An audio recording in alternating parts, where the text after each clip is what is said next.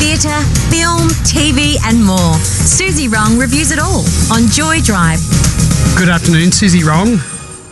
Hello, Warren. How are you? I'm well, thank you. Suzy, I was worried that you wouldn't be there. There'd just be emptiness or static because you might be busy getting an Oscar. for a 90-second scene on the TV. How good, though? But I like the way you weren't letting your clients get away with it, though. I had a really good time playing that role. I've always imagined that I'll be a really good kind of psychologist or counselor or something. So that was a really great opportunity playing a $1,400 an hour, very high-end counselor. I think it was great. We're talking about Optics, of course, which is streaming on ABC iView. But what a great role. And you're in episode 4, Suzy. If you haven't seen it, go and watch episode 4 at least. I think it's one of the funniest episodes. Yeah, I think the whole thing is really funny, and I was really happy with the story that I was a part of. It was quirky and actually had some. I thought the whole series had a lot of substance to it. Actually, to be honest, I really enjoyed it. But let's talk about it after you give us your review. Greta and Nicole are suddenly promoted at work. For the first time, young women are in charge at their crisis management company. Ian must now learn to take orders from his new bosses, but being a middle-aged man, it is taking quite a bit of getting used to. The new ABC comedy series Optics is as much about generational differences as it is about the business of public relations, as characters go through comedic situations requiring them to fix up the reputations of public figures. We are given the opportunity to observe how society is changing all around us. We see what our values as Australians are today, with all our contradictions, our desire to evolve, and our desire to stay the same.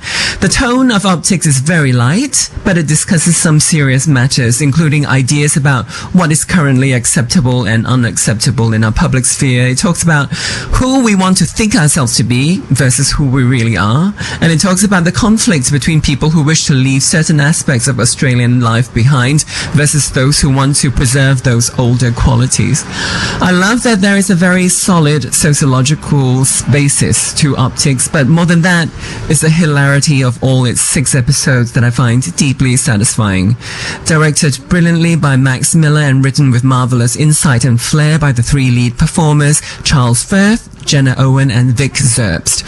Optics is a true gem, offering excellent entertainment along with valuable social commentary. It is persistently compelling and delivers many, many big laughs.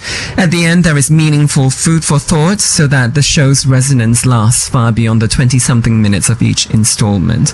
Warren, I really hope to see a second season of Optics. What did you think? Oh, do you know what? And I loved it. I really loved it. I think you described it as deeply satisfying. It is deeply satisfying. I put it on and I thought, I wonder what this is going to be like. I'll do the dishes and I'll do things. And I had to sit down and watch it. I was laughing my head off.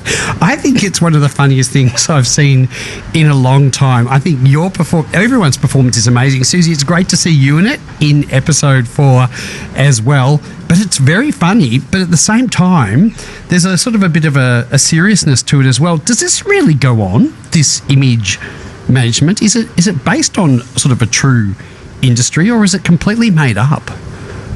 I think it's real. I didn't ask the show creators, but it makes sense at least. I'm sure there are people who are experts with media. Like, I deal with a lot of publicists in what I do in terms of covering theatre in Sydney, but that's a very niche sort of a space. But there are people that make a living out of their relationships with their media, and obviously, people who get in trouble, who get in hot water, who are very high profile people.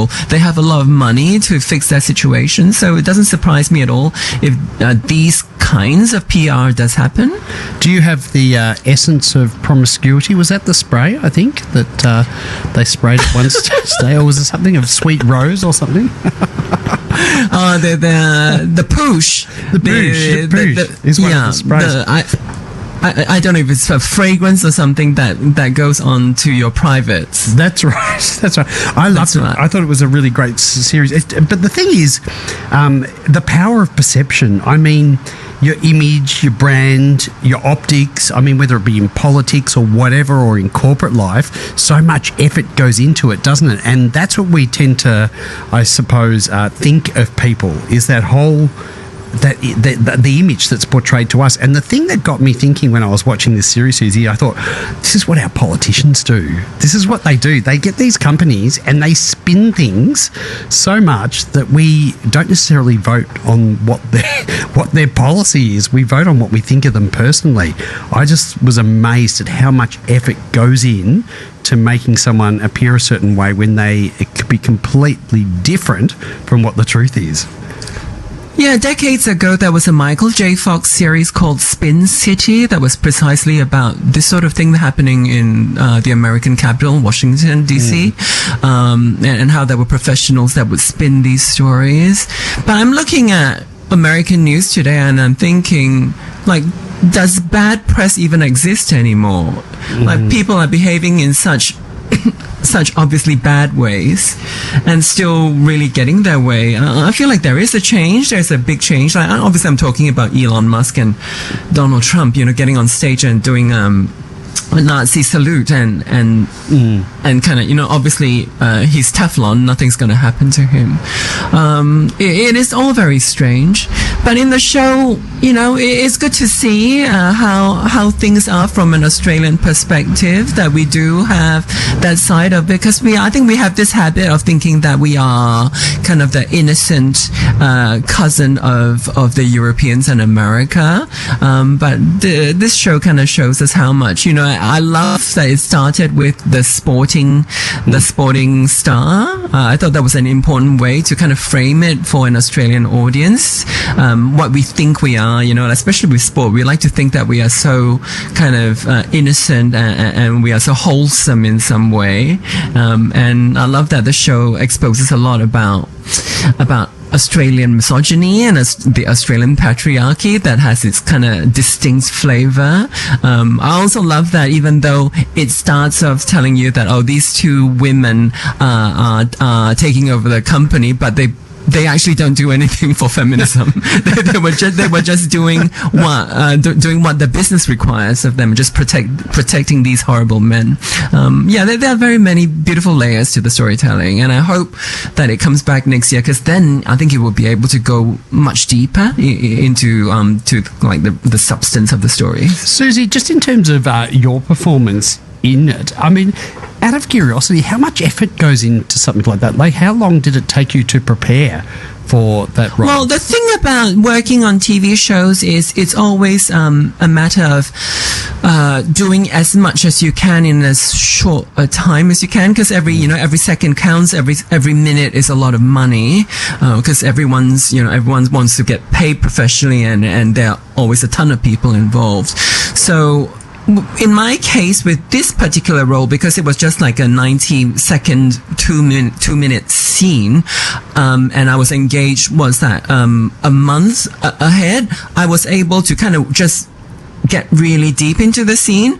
But, I had my previous role on Hungry Ghost, I was engaged a month ago for a lot more, right? Like for four entire hours. So my effort had to be spread across 4 hours. So it was interesting to be sitting there and being really, really thoroughly prepared for just such a short scene. It was a real joy. Like, I was prepared for any kind of scenario that could happen, because I had 2 other actors that were playing with me, and I was prepared, kind of being able to bounce off whatever they would give me, because I knew that moment in the story so well. So it felt really great to be so thoroughly prepared, and it felt really good, the process of being able to get so deep into something because you had so much time for so little.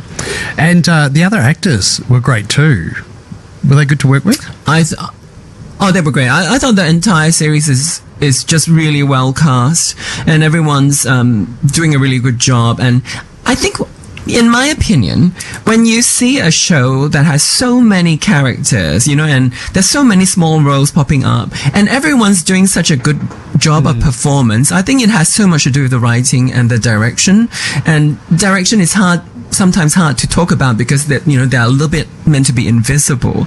But when it's across the board of such a high quality, I thought it's so clear that the direction was great. We're chatting about Optics, which you can catch on ABC iView. It does star Suzy Rong in episode 4. The other thing that I thought was great with it, there's a great diversity in the casting, Suzy. And it's so natural, isn't it? You never feel like people were kind of shoehorned into their roles. You just feel like, yeah, it all makes sense. Even that really young guy who was like an influencer, it was so great. He came in with what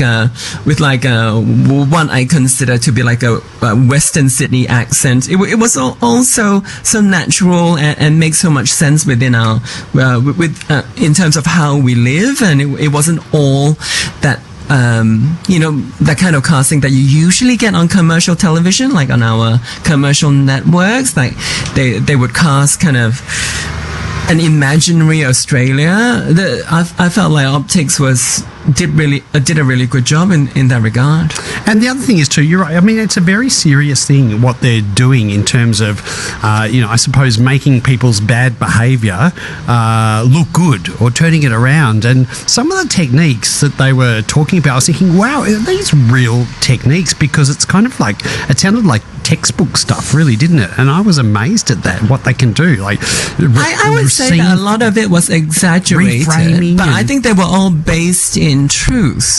That they would create their own bloggers, they would create their own like so-called what do they call them? Those opinion, those people that look like they're journalists but they're not. They would write for all these publications that people that might have a name but don't actually are real people.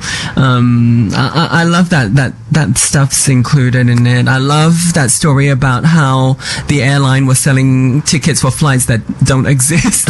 Because I mean, we don't know if that's true or not. I love the name of the airline. That's certainly what it feels like.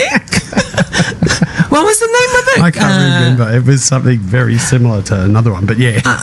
Like the other one, yeah. I love that it was so it felt so true to our experience, right? Like the number of times people's flights get cancelled, and you're sitting there thinking, why is my flight cancelled?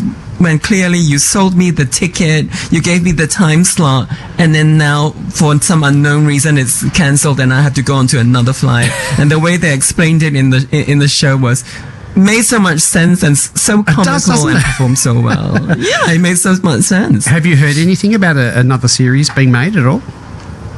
No, I haven't. I am fantasizing that they go back to the post office spa. Yes. That, they have to. Then I'll be able to dish out more bad advice to people. I love it. How much do you charge an hour for your advice? How much was it again? It was $1,400. $1,400. That's after you have the snail stuff on your face. On your face, yeah, and there were 2 people in the session, so I'm assuming I had $2,800 from that session of counselling. Suzy, I think you did. And wasn't that house fantastic? Did you see the location of where was it filmed? That scene was filmed in Coogee here. It was an incredible big house. Yeah, it was an incredible house, and I was so lucky that I only had one day to shoot, and I was able to go into the most fabulous location and check out that place. It was fantastic. Well, Suzy, you know what? With the fees that you're charging, you'll be owning the place shortly. She looks like she owned the place. I'm not surprised if she owns the whole joint. Looks amazing. So the show is called Optics. Catch it on ABC iView. Suzy, you did a great job. I loved it. Really good job. Got a message that's just come in saying Optics. Yes. Qantas was actually selling tickets on flights that did not exist. True, they got in trouble with the ACCC. That's from Angela in Eltham North. I don't know a lot about that, but yes, there you go. So catch it if you can. It's called Optics. ABC iView. Suzy, what are we watching next week? Clean Slate, starring Laverne Cox, begins on Amazon Prime Video this Thursday. It's a comedy series about the homecoming of a trans woman in the deep south of America. So check out Clean Slate, and I'll see you next Tuesday. Bye-bye. Thank you, Suzy. Joy Drive.